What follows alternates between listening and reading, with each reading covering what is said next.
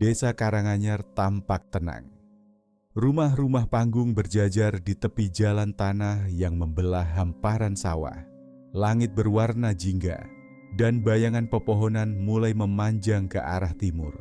Di kejauhan, rawa membentang seperti cermin kusam yang memantulkan warna senja dengan samar. Hasan berjalan menyusuri pematang. Di tangan kirinya ada tongkat pancing. Di pundaknya tergantung tas kecil berisi umpan, korek api, dan rokok. Langkahnya santai, sepatu sandal yang ia kenakan sesekali terbenam lumpur di sela ilalang. Sudah seminggu ini, Hasan rutin memancing di rawa setiap sore. Menurutnya, waktu menjelang maghrib adalah saat paling baik untuk memancing. Ikan lebih cepat menyambar umpan, katanya. Selain itu, suasana di rawa saat senja membuatnya merasa tenang. Ia duduk di batang kayu mati yang sudah lama tertancap di tepian. Di sekelilingnya hanya ada suara serangga dan desiran angin. Ilalang di seberang rawa bergoyang perlahan. Di atas kepala, segerombolan burung kecil melintas menuju barat. Hasan memasang cacing di mata kail. Ia lemparkan tali pancing ke tengah rawa, lalu menyandarkan tongkatnya ke lutut. Tangan kanannya membuka rokok dari bungkus yang mulai lecek. Ia menyulutnya, lalu mengembuskan asap ke udara yang makin sejuk. Beberapa menit berlalu. Pelampung di permukaan air masih diam. Hasan tidak tergesa. Ia lebih suka menunggu sambil menikmati suasana. Tak jauh dari tempat duduknya, ada batang pohon tumbang yang separuhnya terendam air. Kadang-kadang terlihat gelembung kecil muncul dari sela-sela kayunya. Di balik rawa, matahari perlahan turun. Warna langit berubah dari jingga menjadi ungu kebiruan. Hasan melirik jam di ponsel. Sudah hampir maghrib, tapi ia belum mendapat ikan. Ia tetap tenang, menggulung tali pancing perlahan dan melemparkannya lagi. Beberapa warga desa pernah memperingatkan agar tak memancing terlalu sore. Konon rawa itu punya penunggunya, tapi Hasan menganggapnya cuma cerita biasa. Semua tempat punya kisah semacam itu. Angin tiba-tiba berhenti. Daun-daun ilalang yang tadi bergoyang jadi diam. Hasan menyadari suasana mendadak hening. Bahkan suara jangkrik seperti hilang. Ia berdiri sebentar, memicingkan mata ke arah seberang rawa. Di antara ilalang, tampak sesuatu berdiri diam. Seperti sosok manusia, tapi warnanya putih sepenuhnya. Hasan mencoba fokus, tapi cahaya yang mulai redup membuatnya ragu. Sosok itu tidak bergerak. Ia melihat ke permukaan air, tak ada bayangan. Air tenang, memantulkan langit yang mulai gelap, tapi di tempat sosok itu berdiri, tak ada pantulan sama sekali. Hasan mengerutkan kening. Saat ia berkedip dan melihat lagi, sosok itu sudah tidak ada. Ia menoleh ke langit. Waktu maghrib sudah masuk. Ia cepat-cepat menggulung pancing dan memasukkannya ke dalam tas. Kali ini, ia memutuskan pulang lebih awal. Dalam perjalanan kembali ke rumah, Hasan terus menoleh ke belakang. Tidak ada siapa-siapa di sepanjang pematang. Tapi perasaan tidak enak mulai muncul dalam pikirannya. Besok ia ingin memancing lagi, tapi mungkin tidak akan terlalu sore. Hasan duduk di bangku panjang dekat warung kecil milik Bu Ratmi. Di sebelahnya, Pak Wildan sedang menyeruput kopi dari gelas kaleng. Wajah lelaki tua itu tenang, sorot matanya tajam meski keriput sudah banyak di wajahnya. Ia sudah lama dianggap sebagai orang yang paling tahu sejarah desa. "Kamu sering ke rawa ya?" tanya Pak Wildan tanpa menoleh. Hasan mengangguk sambil mengupas kacang rebus. "Nyari ikan buat lauk, kadang lumayan dapat gabus atau mujair," jawabnya. Pak Wildan meletakkan gelas ke meja kayu, lalu memandang ke arah barat, ke arah rawa yang tak terlihat dari tempat mereka duduk. "Kalau bisa, jangan terlalu sore," ucapnya pelan. "Beberapa tahun lalu ada anak muda, perantau. Namanya Randy, meninggal di situ." Hasan menoleh, alisnya sedikit terangkat. "Tenggelam?" katanya begitu. kata Pak Wildan. Tapi waktu mayatnya ditemukan, keadaannya aneh, badannya kaku. Padahal dia hilang cuma sehari. Warga bilang dia dibunuh.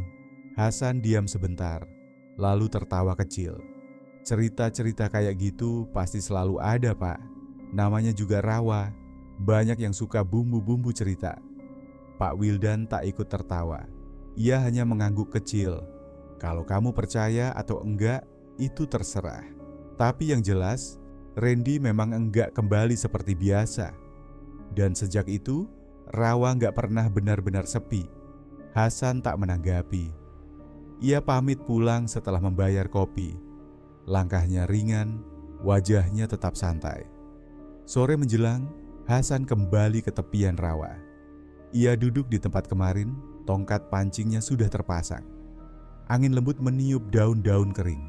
Permukaan air bergoyang kecil, seperti sedang bernafas. Di seberang rawa, ilalang bergoyang. Tidak ada suara, tidak ada gerakan mencolok. Tapi pandangan Hasan tertuju pada satu titik. Sosok putih berdiri diam di antara ilalang. Bentuknya tegak, tak terlalu tinggi. Kepalanya menunduk sedikit. Hasan mencoba memastikan dari jauh. Ia menajamkan mata, mengira itu mungkin kain atau karung. Tapi yang membuatnya heran adalah permukaan air di bawah sosok itu. Air rawa memantulkan bayangan pepohonan, ilalang, dan langit. Tapi sosok itu tak meninggalkan pantulan apa-apa. Tak ada bayangan. Hasan berdiri perlahan. Sosok itu tetap diam. Tapi ada rasa dingin yang merambat di belakang lehernya. Ia melangkah mundur, mata tetap tertuju ke arah seberang. Saat ia berkedip, sosok itu menghilang. Hasan tak bicara apa-apa. Ia hanya mengambil pancingnya, memasukkannya ke tas, lalu berjalan cepat menyusuri pematang. Sesampainya di rumah, pintu ia tutup rapat. Kali ini, ia tidak menyalakan lampu dulu. Ia hanya duduk di dekat jendela, memandangi gelap di luar. Ia belum bisa menjelaskan apa yang dilihatnya. Tapi satu hal yang terus terngiang di kepala, tak ada bayangan di air. Hasan kembali duduk di batang kayu dekat rawa. Umpan sudah terpasang, pancing sudah dilempar. Tapi pikirannya tidak sepenuhnya fokus pada pelampung yang diam di air. Matanya lebih sering menoleh ke seberang. Ia mencoba mencari jejak sosok putih yang dilihat kemarin. Ilalang di sisi sana bergerak pelan. Tak ada sesuatu yang mencolok. Tidak ada kain tergantung. Tidak ada benda asing yang bisa jadi penjelasan. Langit mendung. Matahari tertutup awan, tapi belum gelap. Hasan duduk lebih tegak, seolah ingin menunjukkan dirinya tidak takut. Tapi sesekali ia menggigit bibir bawahnya sendiri. Beberapa ekor burung melintas rendah. Air rawa tetap tenang. Tak ada suara selain desiran rumput kering yang saling bersentuhan. Hasan berdiri, berjalan memutar ke sisi rawa yang lain. Ia ingin memastikan tidak ada bekas kaki atau benda tertinggal. Tapi tanah di sana lembek, hanya ada jejak-jejak rusa atau biawak. Tidak ada bekas manusia berdiri. Ia kembali ke tempat awal, duduk sebentar, lalu menggulung pancingnya. Kali ini ia pulang lebih awal dari biasanya. Malam tiba. Rumah kayunya gelap dan sunyi. Hasan duduk di dalam kamar, lampu kecil menyala. Di luar, suara malam terdengar jelas. Angin pelan melewati sela dinding, membawa aroma lembab dari tanah basah. Jangkrik bersahut-sahutan. Sesekali terdengar suara kodok. Ia sedang menulis sesuatu di kertas ketika tiba-tiba merasa seperti ada yang berdiri di luar jendela. Hasan diam. Tidak ada bayangan, hanya tirai yang sedikit menggantung. Tapi ia mendengar sesuatu. Suara bisikan. Pelan tapi jelas. Seperti seseorang menyebut namanya dari luar. Hasan, ia menahan napas. Suara itu muncul lagi. Kali ini sedikit lebih panjang, seakan memanggil dengan ragu. Hasan? Hasan tidak berani mendekat ke jendela. Ia hanya duduk diam di ranjang, mata menatap ke arah tirai.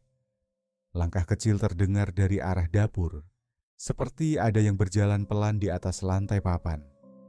Suara itu berhenti mendadak, lalu kembali sunyi.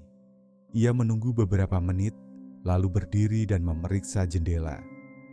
Tidak ada siapa-siapa, hanya halaman gelap dan bayangan batang pisang yang bergerak perlahan. Hasan menutup tirai dan masuk ke dalam selimut. Malam itu ia tidak bisa tidur nyenyak. Hasan berdiri di samping sumur belakang rumah. Ember besi yang biasa ia gunakan masih meneteskan air. Di dalamnya air terlihat keruh, agak kecoklatan dan mengeluarkan bau aneh. Biasanya air sumur ini jernih, cukup untuk keperluan sehari-hari. Ia pikir mungkin ada hewan mati jatuh ke dalam.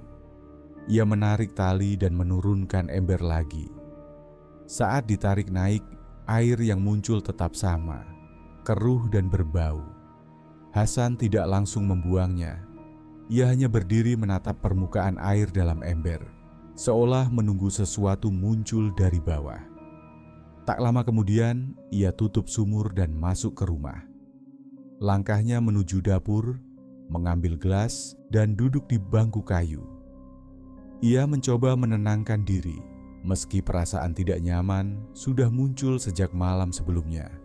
Setiap sudut rumah terasa lebih sempit, lebih dingin.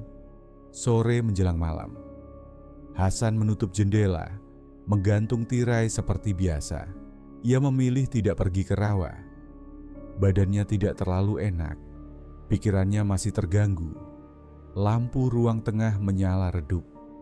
Hasan duduk di kursi dekat dinding, membaca buku usang yang ia temukan di lemari. Tapi matanya tidak benar-benar membaca. Sesekali ia menoleh ke arah jendela yang tertutup tirai kain tipis. Tirai itu bergerak perlahan. Tidak ada angin. Pintu dan jendela lain tertutup rapat. Tirai seperti ditarik sedikit dari belakang, lalu kembali ke posisi semula. Hasan diam. Tubuhnya tegang. Suara lirih terdengar di sela-sela gerakan tirai, seperti bisikan yang muncul dari balik kain. Hasan, ia tidak bergerak. Mata tetap tertuju ke arah tirai yang bergoyang lagi, pelan tapi teratur. Suara lirih itu muncul sekali lagi, lebih dekat, lebih jelas. Hasan, tak ada orang lain di rumah. Ia berdiri perlahan, mendekat beberapa langkah, lalu berhenti. Tak ada bayangan kaki di balik kain, tak ada bayangan siapapun. Hasan mundur. Ia masuk ke kamar dan menutup pintu. Perasaan diawasi semakin kuat. Setiap kali ia menoleh ke arah jendela atau pintu, ia merasa seperti ada yang berdiri di baliknya. Malam itu, suara tirai bergerak terdengar beberapa kali. Hasan tidak berani membuka pintu sampai pagi. Hasan berjalan pulang dari warung Bu Ratmi. Di tangannya ada kantong plastik berisi kopi, gula, dan beberapa bungkus mie. Matahari terang, langit biru bersih tanpa awan. Udara cukup hangat, angin pelan bertiup dari arah timur. Jalan tanah yang dilaluinya memotong sawah dan ladang. Di kejauhan, tampak rawa berkilau karena sinar matahari. Tapi ada sesuatu yang aneh di sana. Kabut tipis menggantung tepat di atas permukaan rawa. Kabut itu tidak menyebar ke sekeliling, hanya diam di satu tempat, seperti menggumpal dan tidak bergerak. Sinar matahari tetap menyorot dari atas, tapi bagian yang tertutup kabut terlihat lebih gelap dari sekitarnya. Hasan berhenti sejenak di pematang. Ia memperhatikan kabut itu, mencoba mencari penjelasan. Tak biasanya kabut muncul saat matahari sedang terang. Tak ada angin kencang atau hujan sebelumnya. Saat ia berdiri memperhatikan, telinganya menangkap suara seperti benda jatuh ke air. Cepat dan pelan, seperti seseorang yang tercebur. Ia menajamkan mata, tapi permukaan rawa tetap tenang. Tak ada riak besar, tak ada percikan. Kabut tetap menggantung di tempat yang sama. Hasan melanjutkan langkah. Di ujung pematang, seorang anak kecil berdiri sambil memegang ranting. Anak itu mengenakan kaos kusam dan celana pendek. Kakinya kotor karena lumpur. "Ngapain, Dik?" tanya Hasan. Anak itu menunjuk ke arah rawa. "Tadi ada yang ngambang." ujarnya pelan. Siapa? Nggak tahu, kayak orang, diam aja. Hasan ikut melihat ke arah yang ditunjuk. Kabut masih ada, tapi tidak setebal tadi. Permukaan air tetap tenang. Kamu sering lihat? Anak itu mengangguk. Kadang sore, kadang siang, tapi cuma diam, terus hilang. Hasan menelan ludah. Ia tidak bertanya lebih jauh. Ia mengusap kepala si anak lalu berjalan pulang dengan langkah sedikit lebih cepat. Setiba di rumah, ia duduk di kursi panjang dan menatap lantai. Pikirannya mulai terisi banyak hal. Kabut yang muncul tiba-tiba, suara tercebur, dan ucapan anak kecil yang terdengar jujur. Ada sesuatu di rawa itu. Bukan cuma cerita orang tua, bukan sekadar bayangan samar. Hasan duduk di bangku depan warung.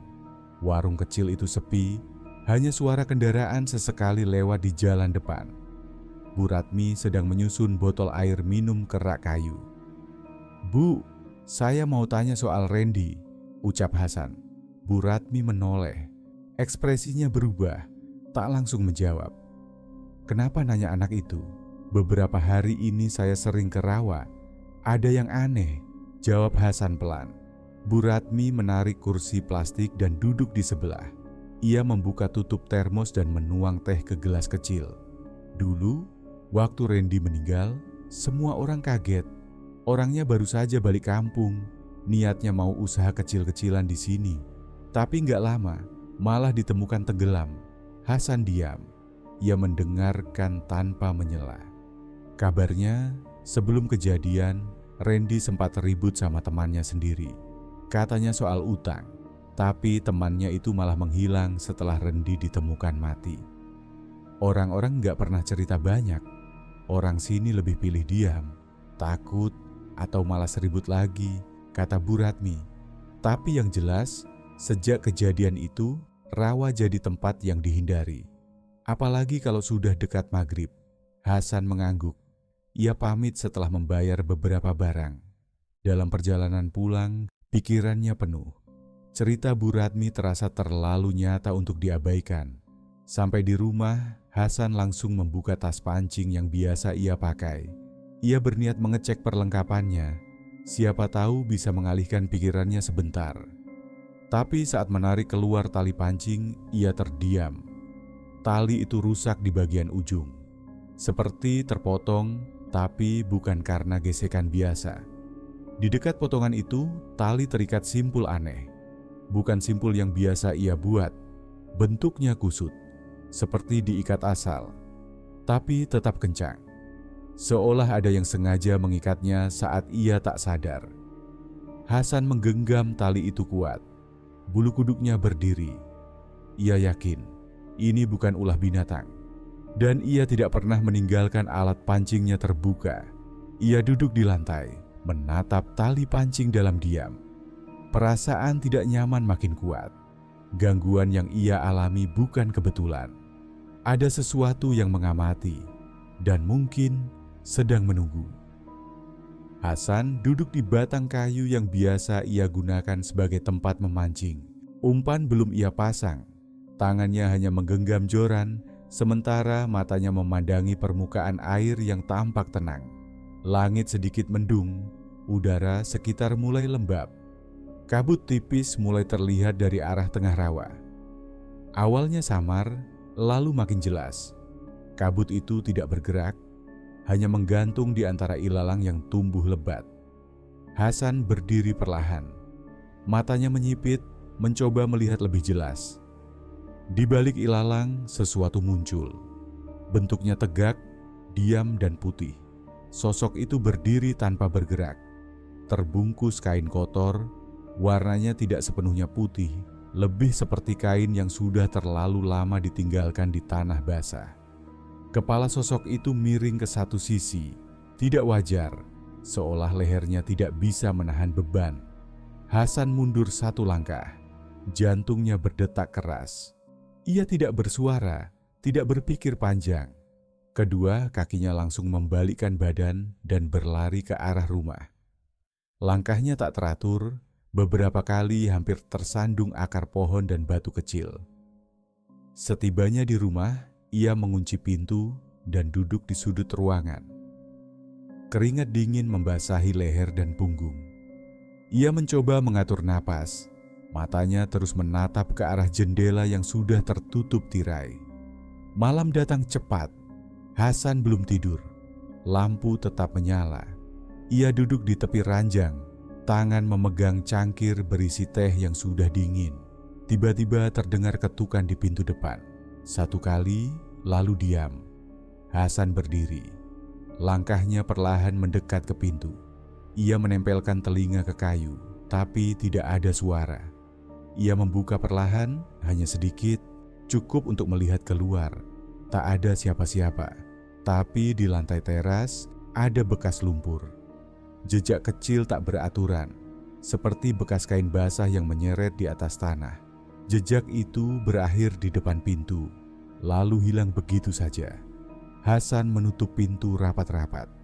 Ia menyandarkan kursi ke daun pintu, lalu duduk kembali di ranjang. Pandangannya kosong. Ia tidak yakin apakah tadi benar-benar nyata atau hanya permainan pikirannya yang sudah terlalu lelah.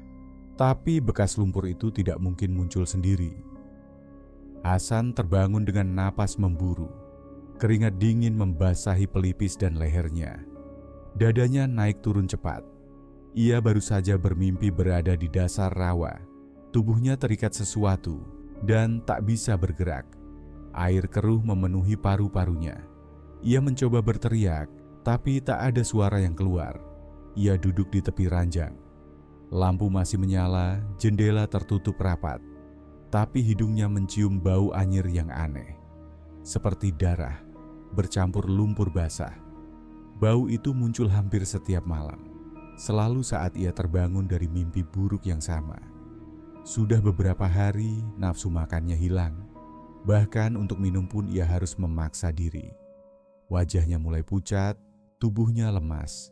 Matanya sayu dan berat, tapi setiap kali hendak memejamkan mata, perasaan tidak tenang langsung muncul.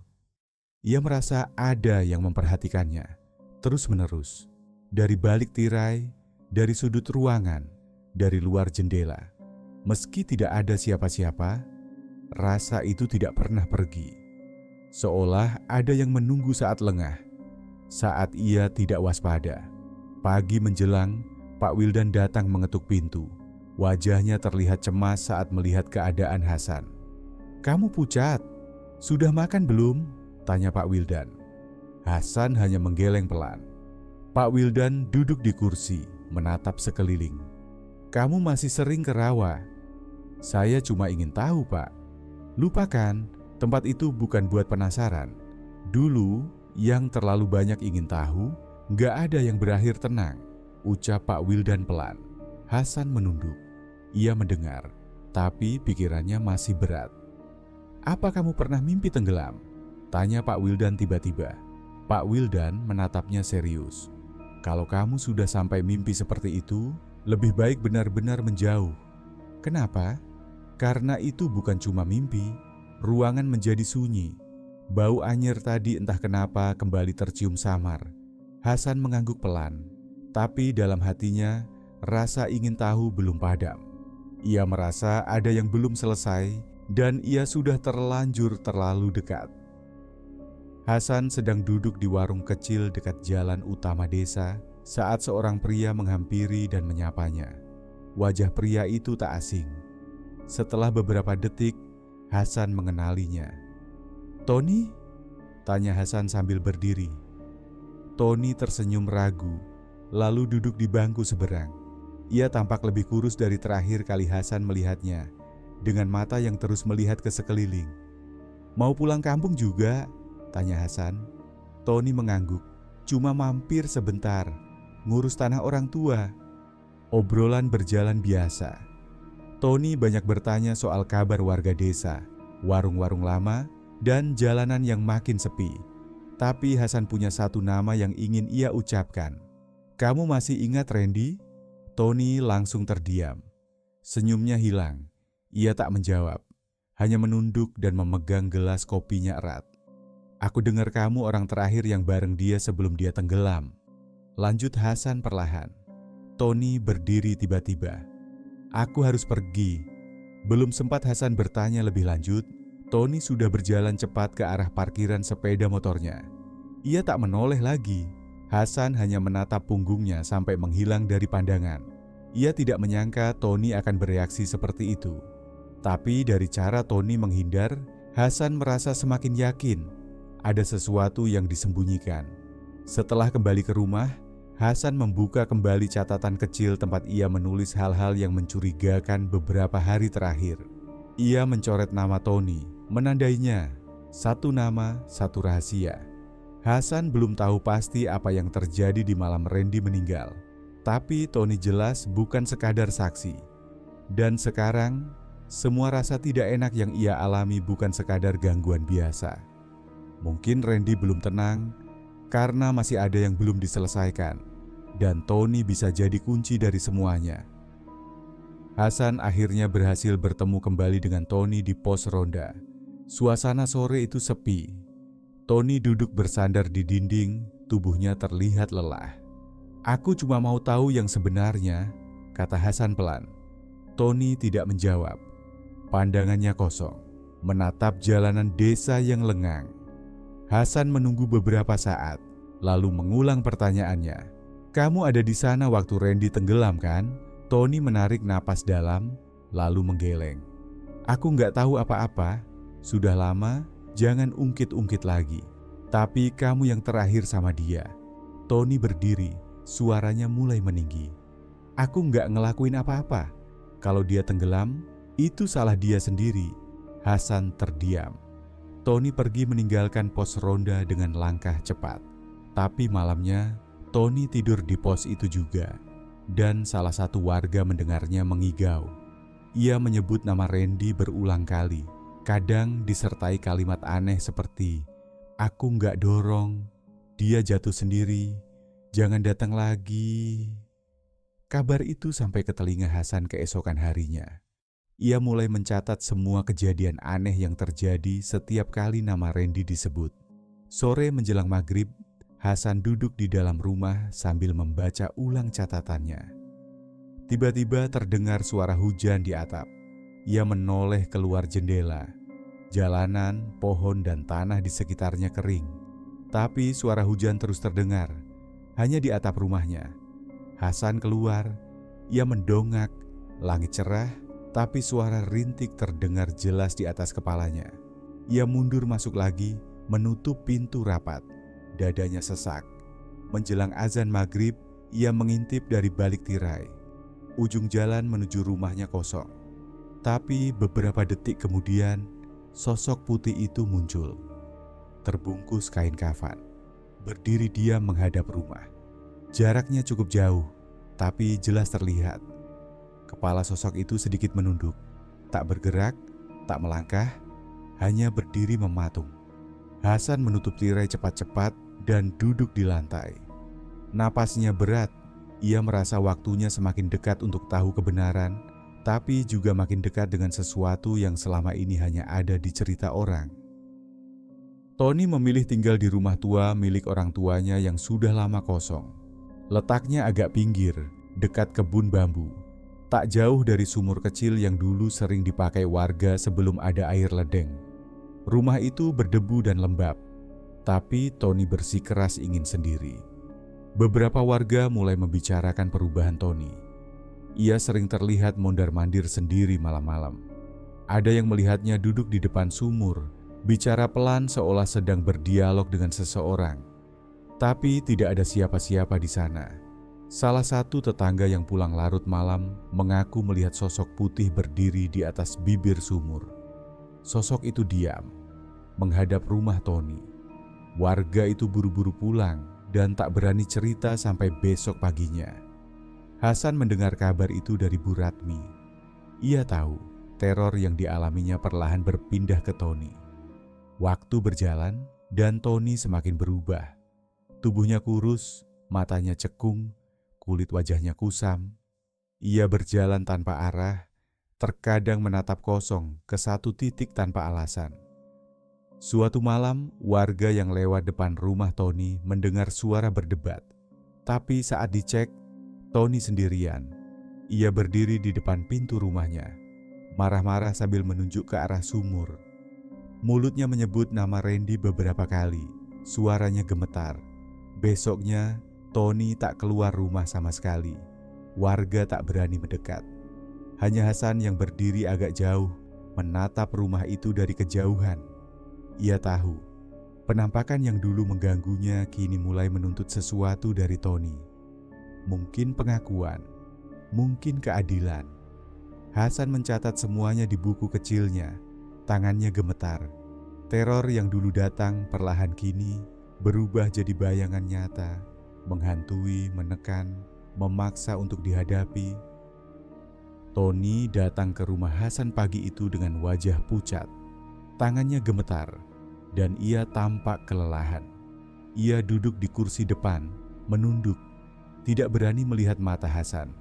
"Hasan, aku harus bilang yang sebenarnya," katanya dengan suara serak. Hasan menatapnya. "Apa yang kamu sembunyikan, Tony?" Tony menarik napas panjang. Matanya tampak berkaca-kaca. "Aku yang dorong Randy ke rawa itu." Hasan terkejut. "Apa maksudmu?" "Aku dan Randy bertengkar waktu itu. Dia utang banyak sama aku, terus bilang gak bisa bayar. Aku gak terima. Dia sudah cukup banyak menyusahkan aku. Aku gak bisa tahan. Aku dorong dia ke rawa, dia jatuh, dan aku langsung kabur. Aku takut, Hasan."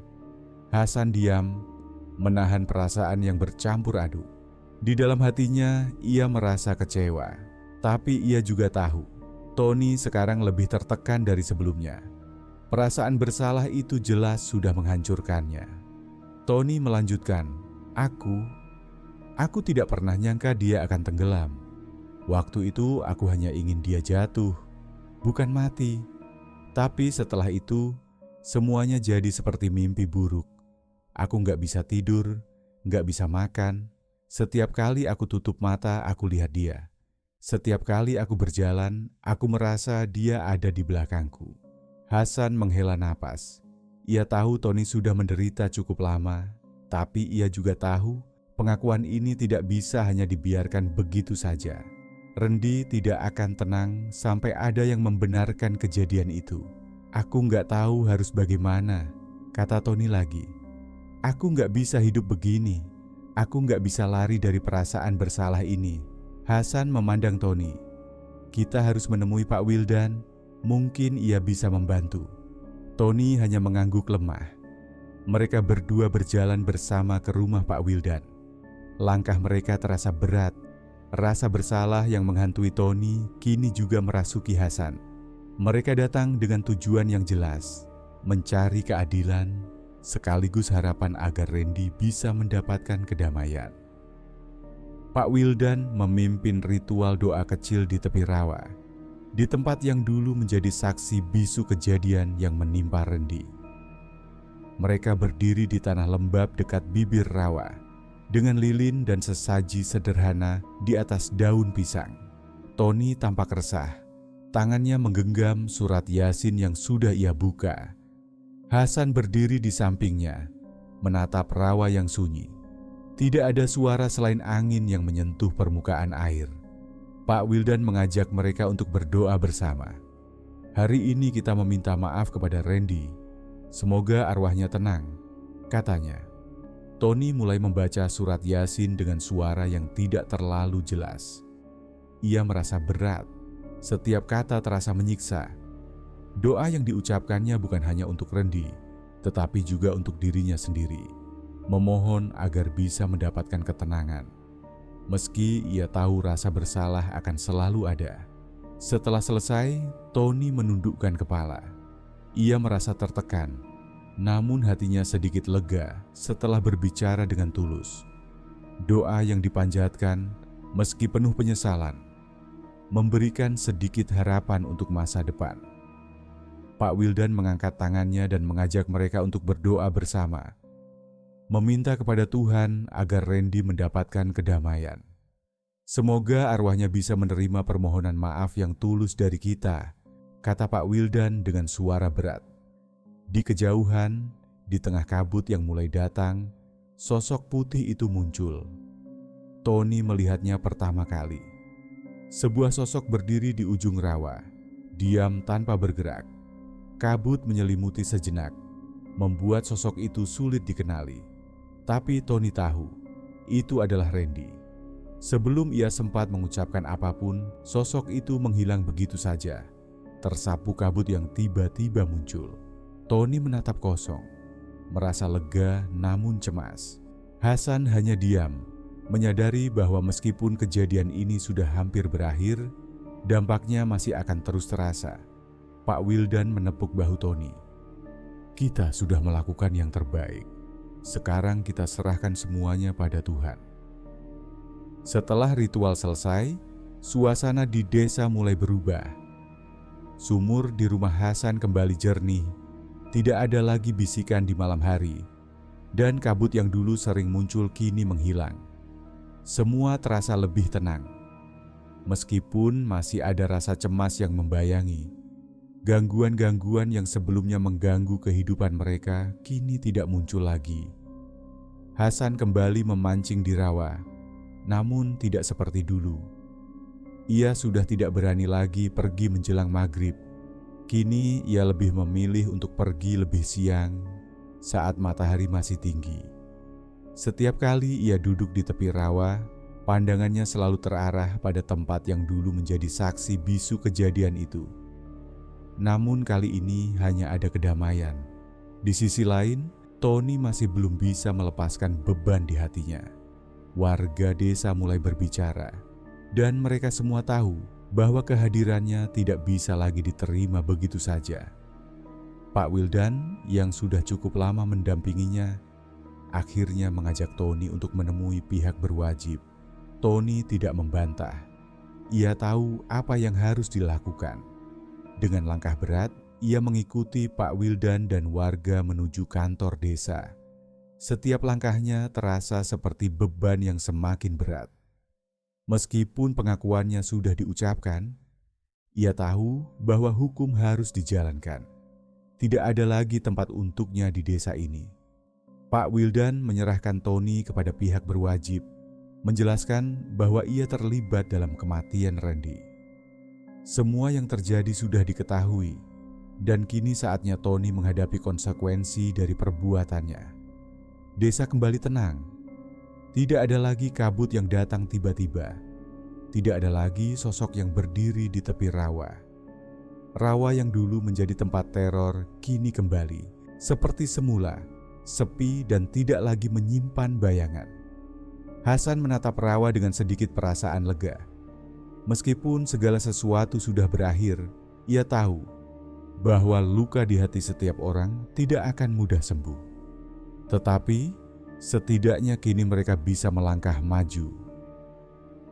Terima kasih telah menonton video ini. Jangan lupa untuk like, komen, dan subscribe, serta nyalakan notifikasi agar tidak ketinggalan video-video selanjutnya.